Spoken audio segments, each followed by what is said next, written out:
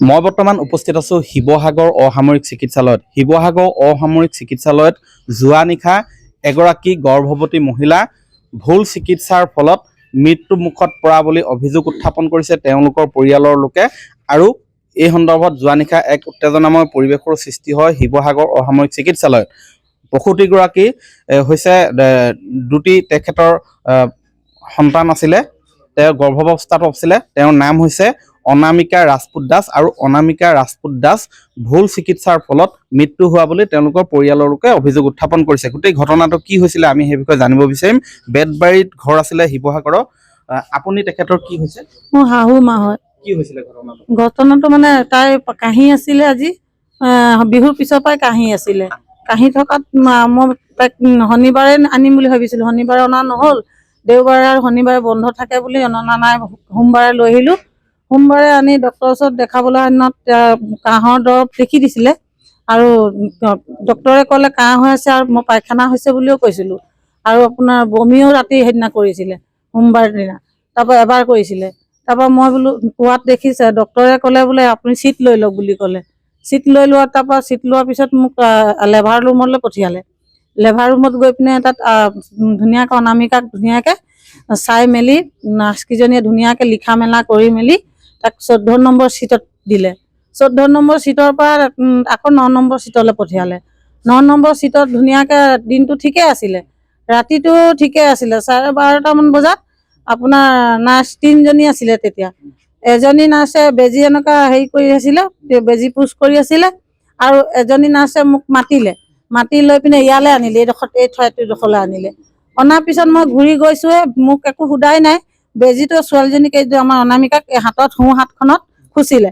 খুচাৰ পিছত আৰু ছোৱালীজনী চটপটাই অকল কাহিহে আছিলে তাই। চটপটাই ইহঁতক তাৰ আগতে মই ফোন কৰি দিলোঁ। মই বোলো চটপটাই ছোৱালী ইহঁতিকেইটাও গ'লগৈ। মুখেদিও ফেন ওলালে আৰু পেচাব চেচাব ওলাই তাতে যোনটো লেভাৰ ৰুমত তাতে আপোনাৰ ছোৱালীজনী ডেড বডি হৈ গ'লগৈ। তাত ডেড বডি হওঁতে তেতিয়া ডক্টৰ এজন তেহঁতৰ ভিতৰৰ পৰা চিঞৰ বাখৰ কৰি ওলাই আনিছে। তেতিয়া অক্সিজেন লগাইছে, আকৌ হেৰিটোত এই ঠেলা বিচনাখনত তুলি তাক জোৰকৈ এনেকৈ হেঁচা মাৰি তাৰ পৰা আনি পিনে ইয়াত ICU ৰুমত ভৰাইছে। ICU ৰুমত মৰা মানুহটোকে ভৰাইছে, জিন্দাটোক নাই ভৰোৱা। তাই লেভাৰ ৰুমতে লুটি খাই মৰি থাকিলে ফেন ওলাই মেলি। তাক মই চুইছা হা 9 মাহত সোমাইছিলে, 8 মাহ 2 দিন হৈছিলে। তাই দুটি সন্তান আছিলে, পুত্ৰ সন্তানেই আছিলে দুটি। মই মানে অনুভৱ কৰিছোঁ পুত্ৰ বুলি ভাবি আছিলোঁ।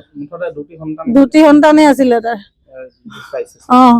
দুইটি সন্তানো নাই। তাৰ চটপটাই মোৰ সন্মুখতে বহুত তাকুল বাকুল কৰি ঢুকালে ছোৱালীজনী, বহুত তাকুল বাকুল কৰি ঢুকাইছে। বহুত কষ্ট পালে ছোৱালীজনী, মোৰ সন্মুখতে কষ্ট পাইছে। মই চাই ভাগৰি তেখেতৰ সেই অনামিকা ৰাজপুত দাস যি ইতিমধ্যেই মৃত্যু হৈছে আৰু তেখেতৰ স্বামী আছে, প্ৰসূতিগৰাকীৰ স্বামী আছে। জানিব বিচাৰিম আপোনাৰ নামটো? মোৰ নামটো বিতুল দাস। কি হৈছিলে ঘটনাটো? যিটো মায়ে যে ক'লে সেইমতেই হৈছিলে, লেকিন তাত যি 3জনী নাৰ্ছ আছিলে, নাৰ্ছ 3জনীয়ে মদ খাই আছিলে। মদটো খাই পিনে বেজি দিছে, মদটো খাই আছিলে। পুলিচকেইটাক ক'লোঁ যে মদ খাইছে ধৰক বুলি, নধৰিলে সিহঁতি। আৰু দুজনীটো বেজি দি পিনে গুচি গ'লগৈ। নাই, দুজনী বেজি দি পিনে দুজনী গুচি গ'লগৈ। দুজনী বেজি দি পিনে গুচি গ'ল আৰু এজনী থাকিলে। এজনী গ'লেতো সি কৈছে বোলে যিটো বেজি দিব লাগিছিলে আমি সেই বেজিটো লিখাই নাছিলে, ডক্টৰে সিহঁতি দি দিলে বেজিটো। সেইজনীয়ে নিজে মুখতে কৈছে, তাৰ ভিডিঅ' বনাই থোৱা আছে। আমি আপোনালোকে ভুল চিকিৎসা বুলি ভাবিছে? এইটো ভুল চিকিৎসা কৰিলে কাৰণেতো হ'ল, নহ'লে ৰাতি 11টা বজালৈকে একো প্ৰব্লেম নাছিলে। এটা বেজীৰ কাৰণে বেজী দুটা গুচি গ'ল, মোৰ ভণ্টিজনী গুচি গ'ল, মোৰ একো প্ৰব্লেম নাছিলে, চব গুচি গ'ল। এতিয়া আপোনালোকে কি কৰিব? এতিয়া কেছ দি দিছোঁ থানাত। ন্যায়টো কোনো দিয়াই নালাগে। 3গৰাকী নাৰ্ছ 3জনী আছে যে, সেই 3জনীক সিহঁতি ন্যায় দিব লাগিব। হয়, এয়া মই তেখেত পুনৰ আপোনাৰ ওচৰলৈ আহিছোঁ। এজাহাৰ দিছে নেকি থানাত? থানাত এজাহাৰ দিব লাগিব, দিম বুলি কৈ থৈছোঁ।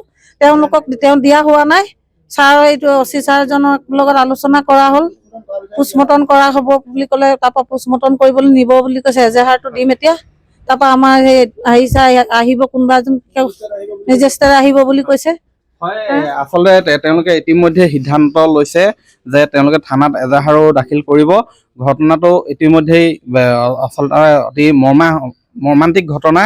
দুটি সন্তানৰ মাতৃ আছিলে, দুটি কেঁচুৱা আছিলে, তেখেতৰ গৰ্ভাৱস্থাত আছিলে প্ৰসূতিগৰাকী অনামিকা ৰাজপুত দাস, তেখেতৰ মৃত্যু হৈছে আৰু পৰিয়ালৰ অভিযোগ যে ভুল চিকিৎসাৰ ফলত মৃত্যু হৈছে। এয়া এটা উচিত তদন্ত বিচাৰিছে পৰিয়ালৰ লোকে। আপুনি বিচৰা বাতৰি পাব কেৱল নিউজ 18 এপত। নিউজ 18 এপ ডাউনলোড কৰিবলৈ স্কেন কৰক এই QR কোড। গুগল প্লে ষ্টৰতো পাব এই নিউজ 18 এপ।